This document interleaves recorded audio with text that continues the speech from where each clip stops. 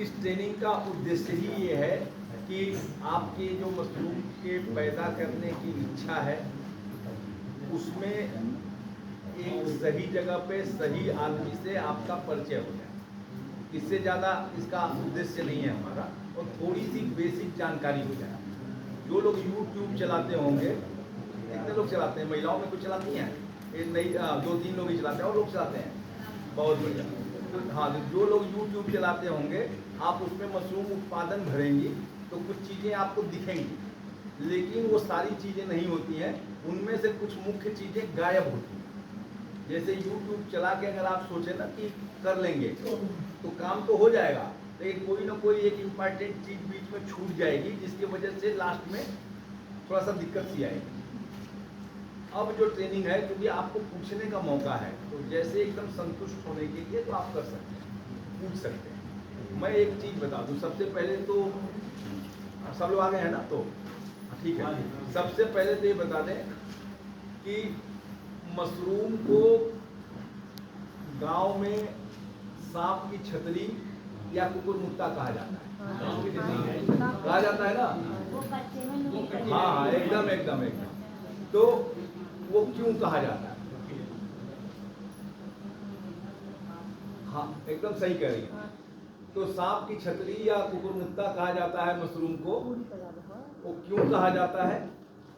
इसलिए कहा जाता है, और सही कहा जाता है, गलत नहीं कहा जाता है। हमारे पूर्वजों ने, हम जब पैदा हुए उसके पहले से सांप की छतरी और कुकुरमुत्ता हम लोग मशरूम को कह रहे हैं। उसके पीछे कारण यही है कि जो गांव में कूड़ी पर या अपने से मशरूम निकलती है, उसमें से 10 में से 9 मशरूम जहरीली है। बात समझ रहे हैं? मान लीजिए 10 मशरूम निकला है गांव में, छतरी कूड़ी पर या पेड़ पे या कहीं भी सड़ी जगह पे निकलता है, तो उसमें से 10 में से 9 क्या होती है? जहरीली होती है। उनके खाने से या तो आदमी बीमार पड़ेगा या फिर मर भी सकता है।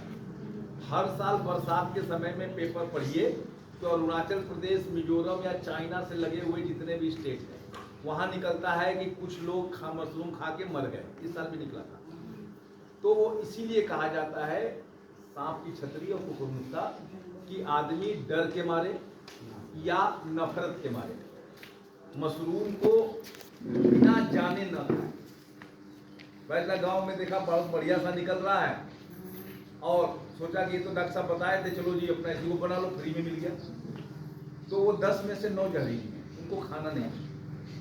मशरूम को उसी को खाना है जिसकी आपको जानकारी हो, या जो सही जगह पे पैदा करके बेचा जा रहा हो। जैसे हमारी लैब में, या इस तरह के बहुत किसान भी हैं जो पैदा करके बेच रहे हैं, तो वहाँ से लेने की जरूरत है, अपने से खाने की जरूरत नहीं। ये बात समझ आ गई कि मशरूम को सांप की छतरी और कुकुरमुत्ता क्यों कहते हैं? अब दूसरी बात, मशरूम को अथर्ववेद में, जो वेद है हम लोगों का बहुत पुराना, ये बताया गया है कि ये बहुत ही स्वास्थ्यवर्धक है, और देवताओं का सोमरस, मतलब सोमरस कोई ऐसा पदार्थ रहा होगा जो पिया जाता होगा। अमृत तो नहीं, अमृत अलग हो गया। सोमरस, जैसे हम लोग काढ़ा वाढ़ा बनाते हैं या सूप बनाते हैं, उस टाइप का कोई पदार्थ बनता होगा मशरूम से, और उसको देवता पीते थे, और उसके पीने से देवता हमेशा जवान रहते थे। मतलब किसी देवता को बूढ़ा होते ना हमने सुना, ना हमारे आगे वाले ने सुना, ना पीछे वाले सुनेंगे। लक्ष्मी जी का फोटो आएगा तो एकदम नई सी अपना हाथ जोड़े हुए आशीर्वाद देते हुए, या कोई भी शंकर भगवान, विष्णु भगवान, सब कोई भगवान बुढ़ा दिखा है, एक ब्रह्मा जी को थोड़ा सा बुढ़ा दिखाते हैं। तो मेरा मतलब ये है कि ये कहा गया है कि अमरत्व की प्राप्ति के लिए मरेगा तो आदमी तभी नहीं ना जब निरोगी रहेगा, रोग नहीं होगा। तो वो चीज है कि उससे क्या है कि एंटी एजिंग इफेक्ट, बुढ़ा नहीं होने का असर मशरूम के खाने से होता है। ये हम नहीं कह रहे, ये ऑलरेडी पहले वेदों ने भी कहा है, वेदों में भी लिखा गया है। एंटी एजिंग इफेक्ट मतलब आदमी बुढ़ा नहीं होता, या बुढ़ा होने की प्रक्रिया धीमी पड़ जाती है, या अब के जो रिसर्च कर रहे हैं उसमें भी कहा है कोरोना में बहुत लोग मरे हैं क्योंकि उनकी शरीर की प्रतिरोधक क्षमता घट गई।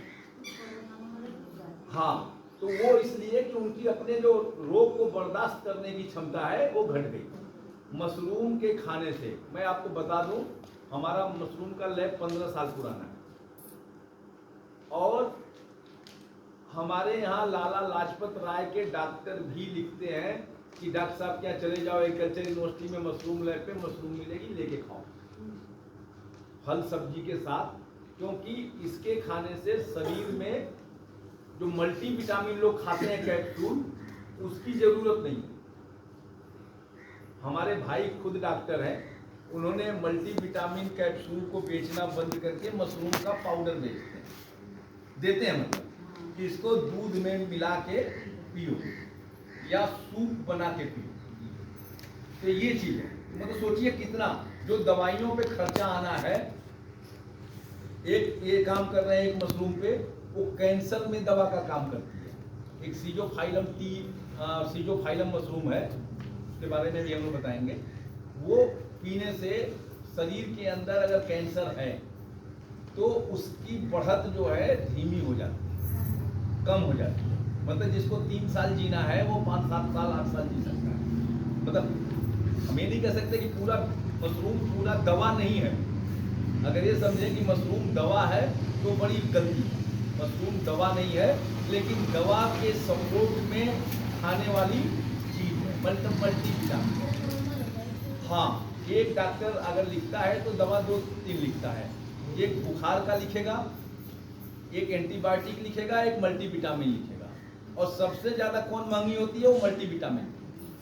एक विटामिन की कैप्सूल अगर आप लेने जाएंगे तो अगर ट्रेड का लेंगे, जेनरिक नहीं लेंगे, तो आपको 10-12 रुपए का एक कैप्सूल मिलता है। तो उस चीज का रिप्लेसमेंट है। तो क्यों ना हम खाने में ही खाएं? रोज सब्जी में नहीं खा सकते तो अचार में खाएं।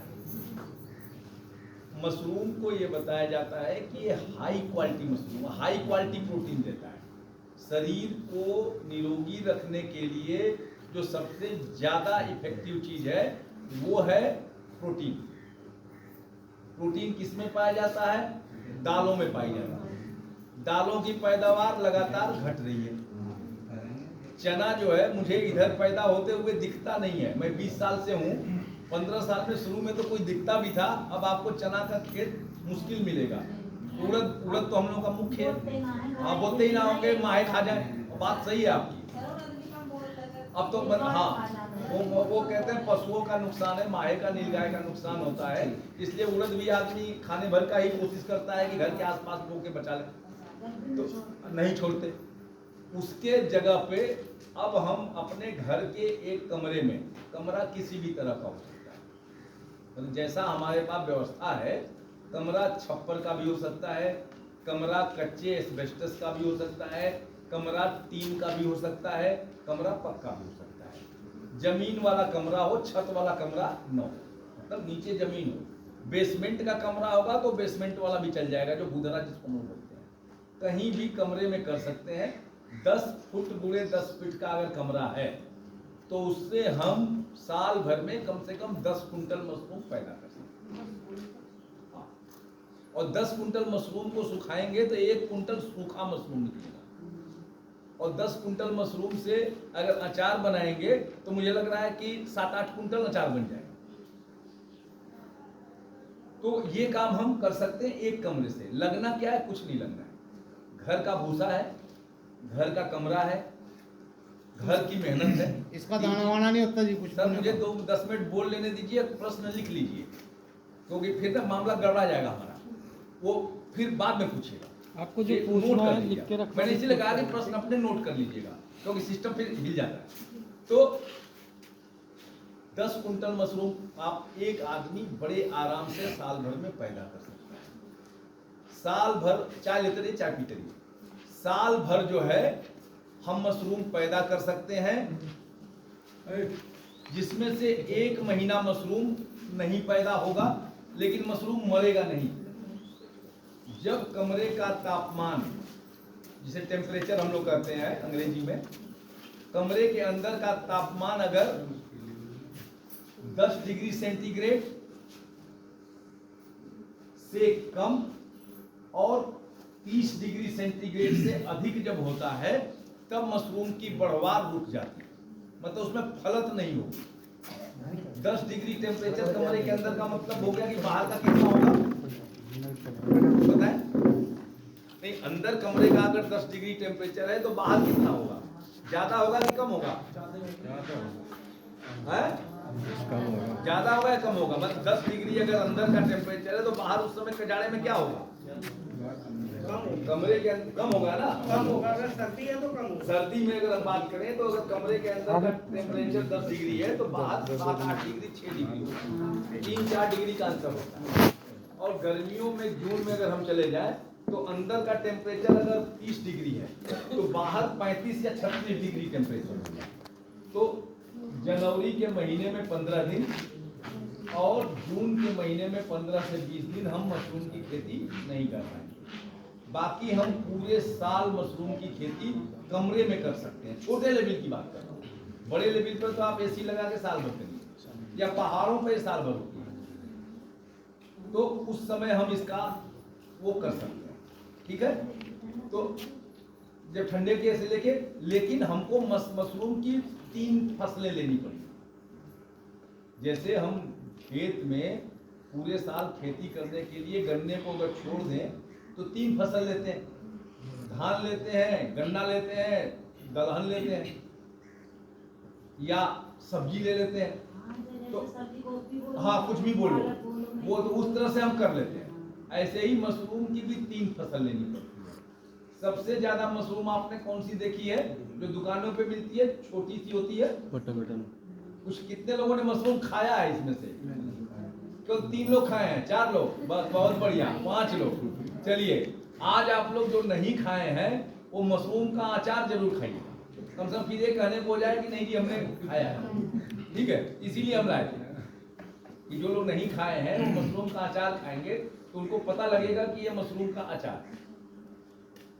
तो हम जो है इसकी खेती कर सकते हैं, जो दुकानों पे इस समय मिल रही है या जो साल भर मिलती है वो मशरूम कहलाती है बटन मशरूम।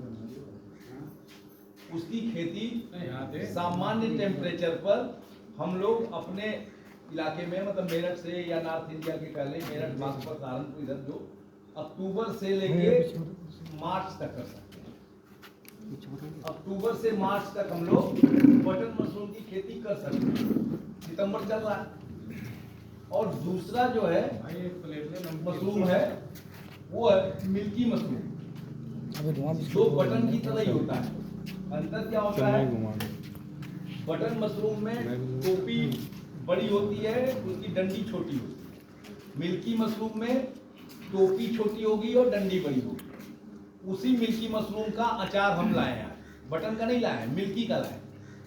तो वो खाएंगे आप। उसकी खेती हम अप्रैल से लेके सितंबर तक कर सकते हैं। तो अक्टूबर से लेके मार्च तक बटन मशरूम की खेती और अप्रैल से लेके सितंबर तक मिल्की मशरूम की खेती। अभी जो हमने भूसा जिसका भरवाया है वो है ढींगरी मशरूम, इसे हम लोग ऑयस्टर मशरूम कहते हैं। ऑयस्टर मशरूम की खेती जो है हम पूरे साल कर सकते हैं, केवल 15 दिन जून में और 15 दिन जनवरी में इसकी खेती, मतलब फल नहीं निकलेगा लेकिन इसकी खेती होती रहेगी।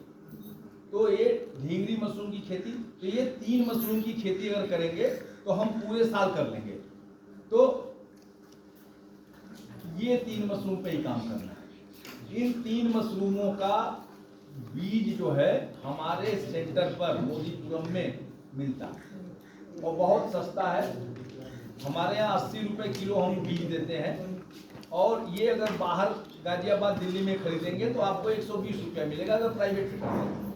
हम चूंकि सरकारी संस्था है, किसानों को 10 बाई 10 के कमरे में कितने लगता है जी? सर मुझे बोल लेने दीजिए, आपके पॉइंट लिख लीजिए, आपको मैं 2 दिन मैं आपके सारे प्रश्न का जवाब दूंगा, निश्चिंत रहें। तो ये हम लोग जो है इसकी खेती, बीज जो है मिलेगा हमारे। बीज के लिए अगर 1-2 किलो बीज आपको लेना है, आप अपने कभी भी फोन कर सकते हैं, हमें मैडम को कर सकते हैं तो इसमें जनरली क्या है कि जैसे एक जगह के 5-7 लोग हैं, अगर खेती साथ में करेंगे तो आसान होगा, तो आपको उपलब्ध हो जाएगा। ठीक है। इसके अलावा किसी भी तरह की समस्या है, हमारे पास व्हाट्सएप ग्रुप है, मेरे पास मशरूम की ट्रेनिंग का व्हाट्सएप ग्रुप है। आपका भी एनजीओ का जो ग्रुप बनेगा मशरूम वाला, वो व्हाट्सएप ग्रुप में मैं भी शामिल हो जाऊंगा। तो आप की जो भी प्रश्न है या जो भी दिक्कत है उसमें लिखिए और उसका हम जवाब देंगे। बहुत जरूरी अगर होगा तो आप हमको व्हाट्सएप कॉल भी कर सकते हैं बता के, क्योंकि मैं जनरली 8 बजे के पहले और 8 बजे के बाद किसी का फोन उठाता नहीं हूँ घर के अलावा। तो उस बीच में सुबह 8 बजे से लेकर शाम के 8 बजे तक आप हमको कांटेक्ट कर सकते हैं व्हाट्सएप पे करेंगे, मैं जवाब दे दूंगा। तो इसमें कोई दिक्कत नहीं, कोई परेशानी आएगी नहीं। अब इतना मैंने अभी बताया है, इसके बाद आपको प्रदीप अभी जो है बताएंगे जो हम मशरूम का काम अभी करने जा रहे हैं वेस्टर्न मशरूम के बारे में और उसकी खेती कैसे करेंगे। क्योंकि ये पीएचडी स्टूडेंट है, ये हमसे उस पर ज़्यादा जानते हैं, क्योंकि हम तो सबको जानते हैं थोड़ा थोड़ा, ये अकेले उसी पे कर रहे हैं। तो ये उसको आपको बताएंगे कि वेस्टर्न मशरूम के क्या फायदे हैं, क्या नुकसान है, खेती कैसे करेंगे, क्या करेंगे। ये हमारे पीएचडी स्टूडेंट हैं, ये भी डॉक्टर हो जाएंगे साल भर बाद हमारे जैसे, ये आपको बताएंगे।